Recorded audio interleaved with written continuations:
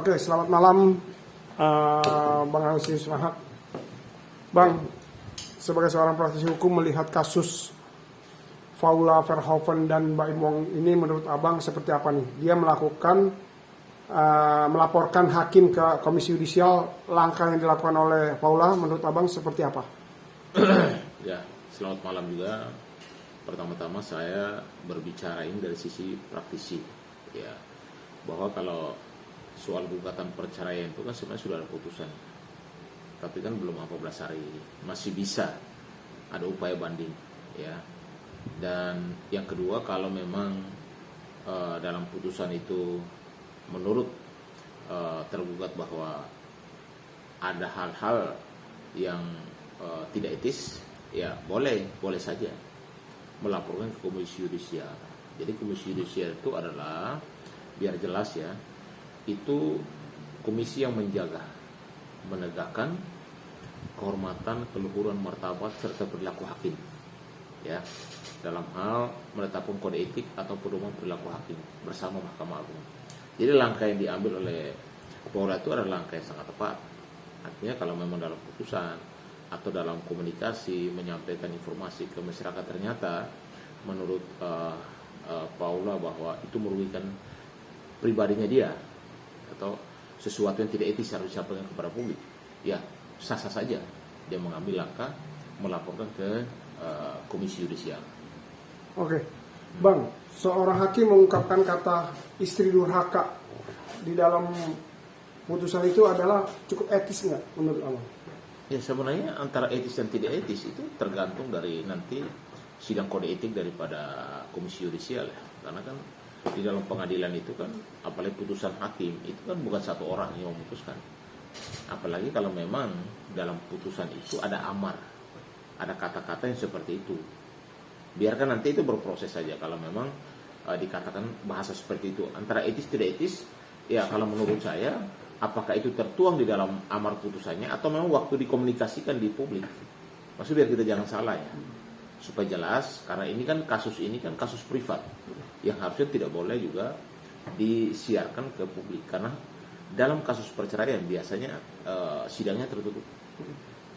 Oke, Bang, untuk kasus Paula Verhoeven dan Bang ini adalah kasus sidang perceraian kan.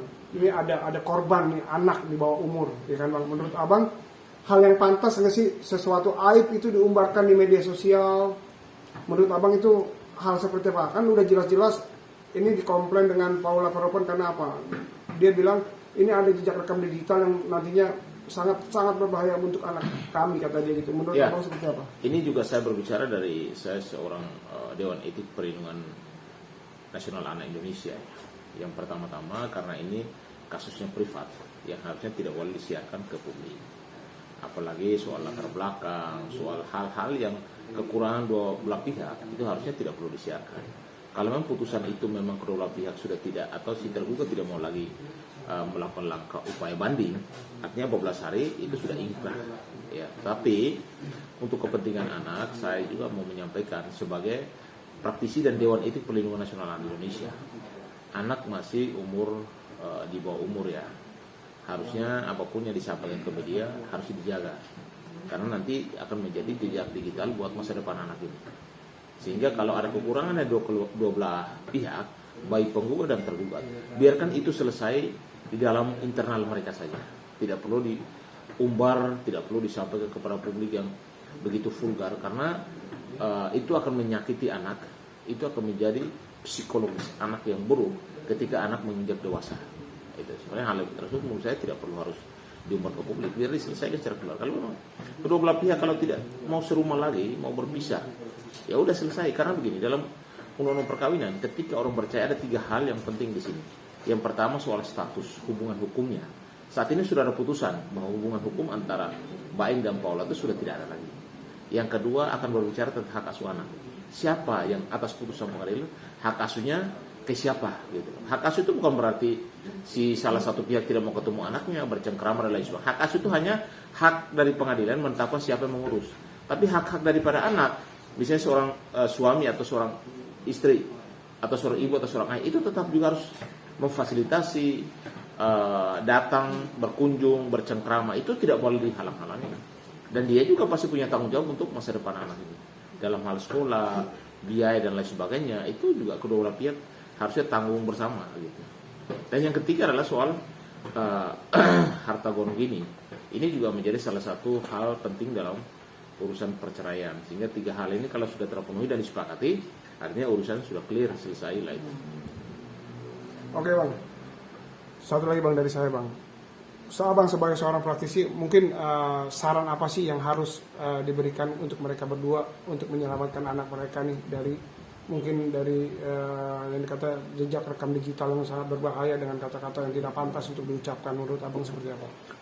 Yang pertama-tama masih ada celah waktu, ini masih belum 14 hari, belum inkrah ya. Mungkin dari si ibu atau Paula bisa melakukan upaya banding ataupun kasasi. Karena bagaimanapun ini kan untuk kepentingan anak. Kalau memang ada yang memfasilitasi, mungkin kedua belah pihak keluarga bisa duduk bersama, membicarakan tentang masa depan anak, mungkin kedua belah pihak bisa bersatu. Tapi kalau tuh hijau tidak bisa, artinya anak karena masih kecil, takut mentalnya bermasalah di kemudian hari, mungkin kedua belah pihak mungkin walaupun cerai, tapi dianggap di depan anak biar biasa saja. Mungkin ketika satunya datang, mau bertemu, mau ajak belanja, mau jalan-jalan, itu tidak ada masalah. Jadi di dalam hubungan seorang ayah dan seorang ibu dengan anak, itu hubungan darah. Tidak ada seorang pun yang boleh menghalang-halangi ketika salah satu pihak mau bertemu. Tetapi kalau hak asuhnya di salah satu pihak, ketika mau bertemu biar diatur waktunya. Sehingga jangan sampai tiba-tiba mau ketemu, nah si bapak atau si ibu tidak ada di tempat, itu juga tidak pas. Diatur waktunya seminggu berapa kali mau ketemu gitu. Bertemu di rumah kah, atau si ibunya ajak jalan-jalan, atau si bapaknya. Jadi psikologis anak itu tidak akan terganggu dan tidak menimbulkan psikologi anak ke depannya seperti itu.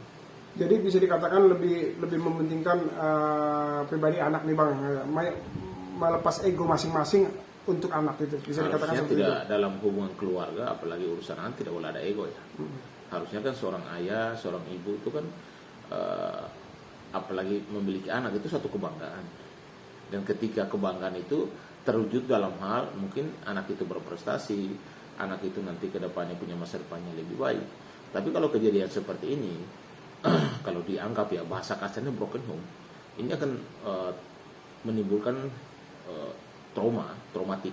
Apalagi ada di digital yang buruk, ini jadi persoalan. Jadi saran saya sebagai ketua dari Perlindungan Nasional Anak Indonesia, saya berharap kalau memang toh kedua belah pihak tidak sepakat lagi untuk berhidup bersama atau divorce atau cerai, ya kedua belah pihak juga harus tetap memberikan kasih sayang kepada anak, tidak berubah dari sebelumnya, untuk membawa anak ini mentalnya, kehidupannya, masa depannya juga tidak terpengaruh dengan divorce mereka atau perceraian mereka.